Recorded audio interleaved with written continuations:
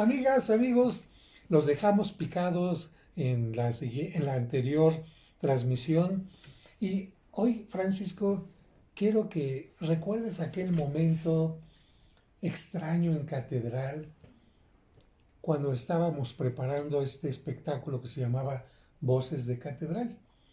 Para los que no lo sepan, miren, cuando yo llegué a la Catedral de Sacristán Mayor, me tocó la catedral llena de andamios, sin ventanas, habían quitado las ventanas de Matías Geritz, estaba sin piso, habían levantado todo el piso y por lo tanto la catedral entre misa y misa era un tremendo escándalo con las máquinas que estaban levantando el piso, estaban haciendo las lumbreras para inyectar cemento en la parte que se estaba hundiendo la catedral, sacar lodo donde querían que se hundiera, en fin. Y por lo tanto hacer una visita a la catedral era imposible, así imposible durante el día. Un día los veladores me dijeron, padre, vamos a renunciar. Ah, caray, ¿por qué? Porque en la catedral se oyen voces y cosas extrañas en la noche. Ah, caray. Los dos, no solamente un velador, sino otro. Y yo pues dije, a ver, vamos a agarrar el toro por los cuernos, me voy a quedar con ustedes y vamos a estar despiertos toda la noche. ¿Y qué es lo que pasó? Efectivamente, se oían cosas que, ah, caray.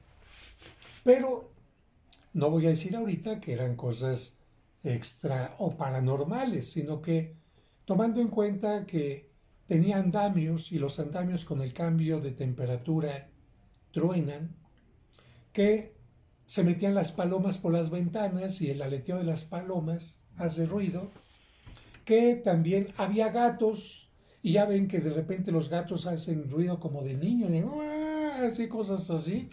Entonces yo entendí que eso era normal. Pero mientras estábamos teniendo esa experiencia y además hacía bastante frío, yo me puse a pensar, ¿y qué pasaría si se me apareciera el virrey que construyó la catedral? O alguno de los que estuvieron trabajando aquí en las obras diga, ay, ay, ay. Y así fue como surgió la idea de hacer una visita guiada en la noche, porque en la noche no trabajaban. Era el único momento en que la catedral estaba en total silencio, una obra en la noche donde la gente pudiera entrar. Pero para que fuera más interesante, ¿qué? Que aparecieran precisamente personajes vestidos con atuendos del siglo XVII, XVIII y nos fueran llevando, caminando por los lugares más interesantes del lugar. Pero además personajes que algunos tenían zancos y la mujer con su vestido llegaba a medir hasta 3 metros o 4, ¿no? Sí, sí, eran recibidos por personajes de 3 metros, personajes fantásticos que recibían en catedral. Y de repente una proyección en la puerta de la sacristía donde aparecía el rostro de Cristo y cuando se abría la puerta desaparecía. Pero también algunos personajes reales de aquel tiempo del 18, que era un sacristán, que estaba en la sacristía arreglando todo y se equivocaba. Pero bueno, para esto necesitamos, creo que por lo menos 12 actores, yo no Eran recuerdo. 2 actores, exacto, 2 actores y las chicas eran 14, más los 2 organistas, más Los organistas, dos porque era trompetistas, música en vivo, había un coro también con el maestro eran Lara, 14 cantantes, o sea que era un espectáculo magnánimo. y con luces y muchas cosas más. Pero todo se tiene que preparar. Imagínense a Francisco en el primer altar, en el altar del perdón, preparando a la voz de la liturgia, que era una mujer que salía de blanco, y de repente estabas dirigiendo a esta mujer en el altar donde se encuentra el Señor del Veneno. Sí, ¿Te acuerdas, no? sí, sí, sí. Y yo les dije, a ver, aquí cuando se cierra la catedral, nada de que los actores van a andar por acá y por allá, todos bien en su lugar, y nada de que entre alguien o salga de este sitio. Y de repente estabas dirigiendo tú a la muchacha y viste que alguien pasó por detrás de ella. A ver, ¿cómo estuvo la cosa? Primero era la voz de la música y estábamos en el altar del perdón junto al Cristo del Veneno. Y yo vi que pasó alguien. La catedral estaba cerrada, nada más estábamos nosotros. Y pasó alguien, lo vi pero pasó como a 7 metros de distancia junto a la Capilla de los Ángeles. Yo lo vi de reojo, pero su presencia y su frío me llegó hasta acá.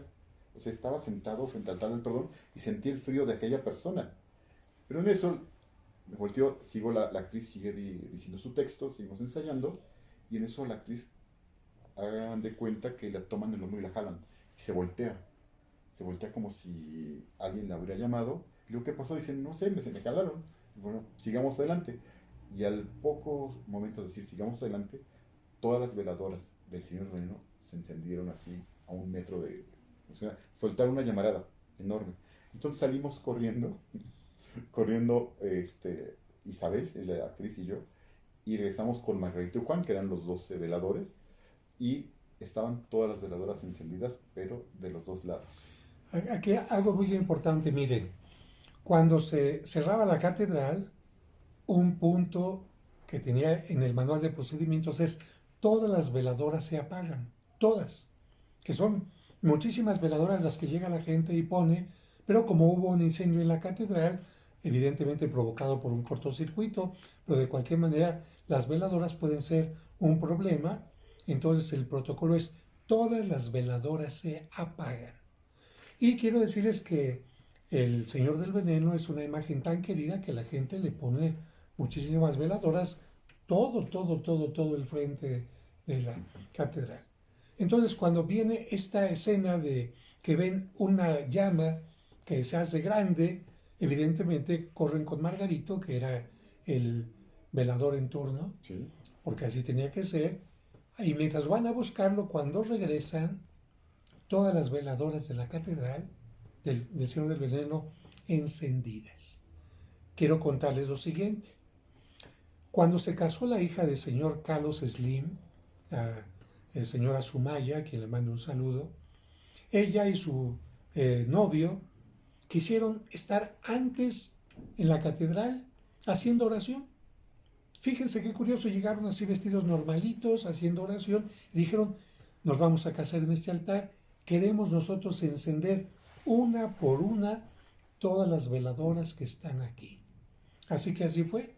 Ellos se casaban en la tarde, llegaron temprano, por ahí de la hora de la comida, comieron ahí mismo una cosa sencilla, hicieron su oración y poco antes de la boda, todavía así vestidos muy sencillos, fueron encendiendo cada una de las veladoras. Tardaron más de 1 hora en encenderlas todas.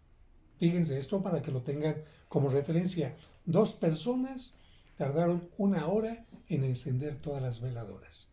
Cuando tú vas a buscar a Margarito y regresan, que es una cuestión de unos cuantos instantes, porque Margarito estaba al fondo de la catedral, regresan y todas las veladoras encendidas. Así es. ¿Cierto o falso? Sí. Bueno, y hay otro detalle, ahorita no está, pero le mando un saludo a Cristina Pacheco, una gran mujer, tú la conoces, ¿no? Sí. Bueno, un día Cristina Pacheco también fue a la catedral a entrevistarme y en un momento determinado me dijo, padre, ¿puedo pasar a su sanitario? Le dije, sí, el de las mujeres está aquí arriba. Yo en ese momento había dejado que los sanitarios para hombres fueran abajo y arriba el de mujeres. Entró al baño y cuando sale me dice, padre, ¿y qué obra van a representar? Digo, ¿cómo que qué obra? Sí, de esas que usted hace. Digo, ¿por qué? Por la mujer de negro con su peineta que está en el baño. Digo, ¿cuál mujer de peineta? No tenemos nada contemplado. Sí, padre, venga. Fuimos al baño, no había nadie. Le pregunté a los de seguridad, tú sabes que yo puse seguridad en catedral. ¿Alguien pasó así? Nadie. ¿Qué es lo que sucede? No hay explicación. ¿O tú cómo lo explicarías? Pues no hay explicación, sino son únicamente presencias, energías que están ahí acumuladas en los siglos, ¿no? Presencias, energías. Yo diría que en todo caso no fue alguien que llegó a espantarnos, porque también hay que tomar en cuenta que las columnas de catedral, la mayoría están llenas de huesos, porque el entorno de catedral fue un cementerio y cuando sacaron esas tumbas para hacer como se encuentra ahora el espacio externo de catedral, muchos huesos están ahí. ¿Cómo descubrí yo que tenían tantos huesos? ¿Por qué? Porque cuando estuvieron haciendo la recimentación de la catedral, una de las columnas del crucero quedó en la parte de abajo abierta y empezaron a surgir los cráneos. Así que ciertamente podemos decir que son experiencias raras, pero a mí no me dan miedo. En todo caso, yo diría, si se trata de difuntos, hay que orar por ellos. No le hicieron daño a él, ni a mí tampoco, y simplemente nos dan la oportunidad de platicar estas experiencias. Bueno, también mencionar que la catedral tuvo su panteón. Claro. La catedral en el siglo XVI tuvo un panteón y en el cual se representaban obras de teatro para dar mayor solemnidad a evangelizar a los fieles. Estamos hablando de 1553. Y dentro de la catedral se hacía también teatro. En el año de 1573, ante el arzobispo Pedro Moya y Contreras, se hizo una obra por su desposorio espiritual. Y fue una obra en la que participaba el coro de la catedral, porque ya tenía coro desde el siglo XVI, junto con los actores, pero el autor, que era un clérigo que se llamaba Fernando González de Eslava, se le ocurrió decir que a nuevo virrey, nuevos impuestos, y estaba presente el virrey en la puesta en escena. Entonces armó un escándalo, llegó a oídos de Felipe II, porque como se ofendía a su enviado, y don González de Eslava fue a parar el potro de la Inquisición, fueron requisadas sus obras, y gracias a eso conocemos el gran testimonio del teatro que había en Catedral de México en el siglo XVI. Bueno, muy interesante, pero quisiera rematar con esto. Fíjense que cuando tuvo este acontecimiento, Francisco, también estuve yo presente, no fue un acontecimiento de oscuridad, donde se hubiera apagado todo, sino exactamente al revés. Como diciendo el Señor del Veneno, aquí estoy yo, todo en paz, la casa de Dios. Gracias por ver este video, suscríbanse si no lo están y nos vemos en el siguiente. Gracias, Francisco. A usted, padre, un gusto enorme como siempre.